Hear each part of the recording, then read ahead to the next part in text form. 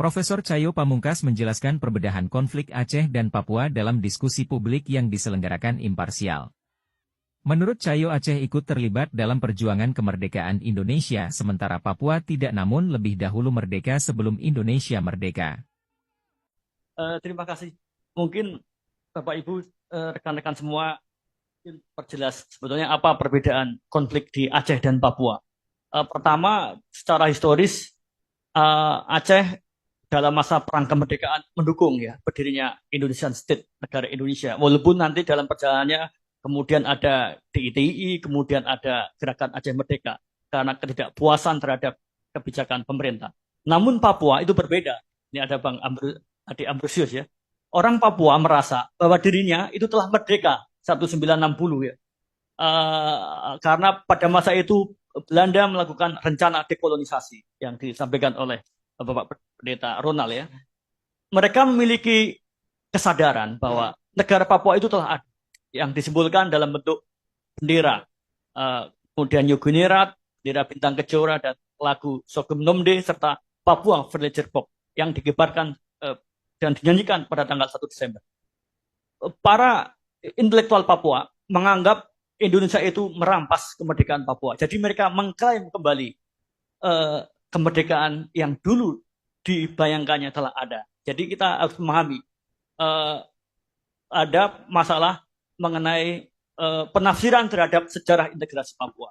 Jadi kalau kita merefer ke penelitian LIBI ada 4 akar persoalan. Pertama adalah masalah penafsiran terhadap sejarah integrasi Papua dan status politik Papua. Karena sebagian kalangan intelektual Papua menganggap bahwa ya mereka dulu telah merdeka, Indonesia itu adalah kolonial, dan the act of rejoice atau pepera dilaksanakan dengan intimidatif, dengan it is not a act of rejoice, bukan tindakan pilihan bebas seperti yang dijamin di dalam New York Agreement 1962, tetapi dia adalah pilihan yang dipaksakan.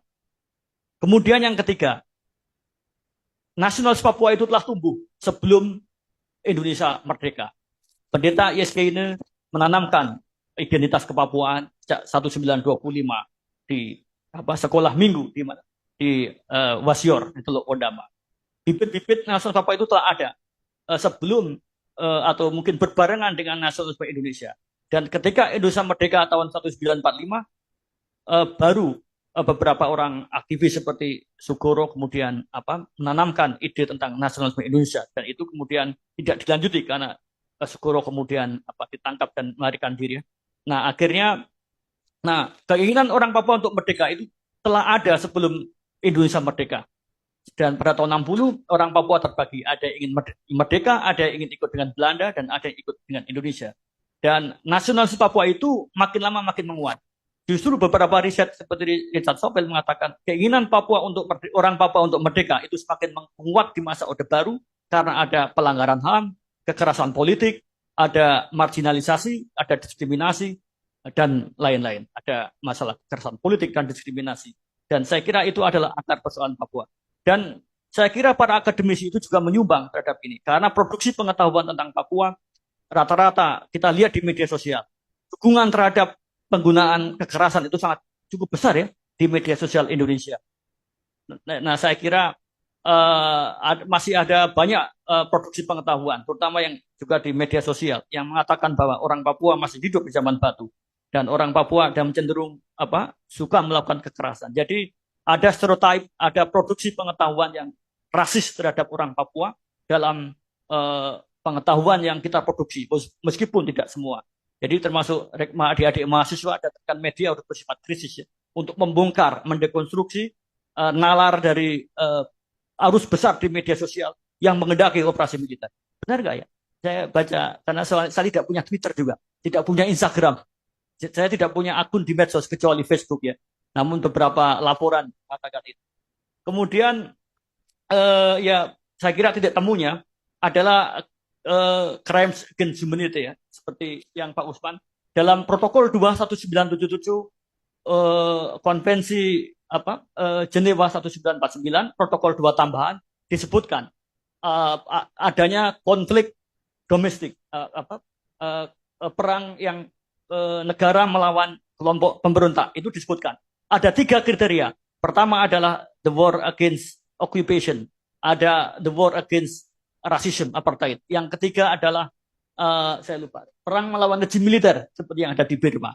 Nah, memang konflik di Papua memenuhi protokol 2 1977 Konvensi Jenewa tentang hukum humaniter. Jadi kalau ada penetapan daerah konflik atau penetapan daerah operasi militer, maka kedua belah pihak harus bertanggung jawab untuk melaksanakan hukum humaniter. Tidak boleh menembak warga sipil. Dan kalau ada penembakan atau penyiksaan terhadap warga sipil, maka kalau dalam skala luas, maka bisa dijadikan kategori crimes against humanity. Dan kalau pelakunya adalah OPM, ya hanya bisa dihadiri di ICC, ya, di International Court, karena dia kan pihak beligeran. Jadi penentuan status OPM itu tidak main-main, bahwa mereka bisa dianggap memiliki kemampuan untuk melaksanakan hukum humaniter karena memenuhi kriteria the war against occupation, itu ya. Jadi, dan yang ketiga, apakah punya implikasi? Punya. Kasus Sudan Selatan, mengapa dia merdeka dari Sudan? Karena crimes against humanity, operasi militer Sudan di Sudan Selatan, yang banyak membunuh warga sipil. Jadi hati-hati. Ini kalau pelabelan OPM kemudian diteruskan dengan konflik bersenjata, operasi daerah operasi militer, crimes against humanity, maka akan ada intervensi internasional seperti di Sudan Selatan. Mungkin itu ya.